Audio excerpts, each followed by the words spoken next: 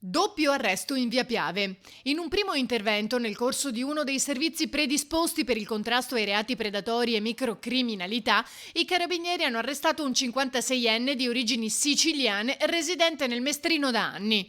Hanno dato corso a un'ordinanza emessa dal Tribunale di Agrigento che ne ha disposto la cattura e la traduzione in carcere per scontare una detenzione a oltre 4 anni dopo una condanna per truffa e falso avvenuti nel 2013 proprio nella provincia agrigentina e a Roma.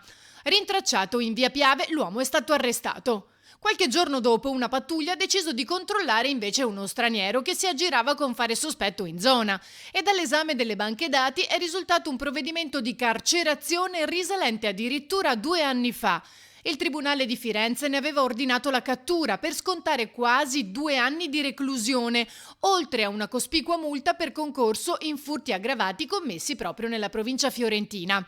Anche in questo caso, dopo le formalità di rito, è stato portato in carcere. I controlli continuano serrati.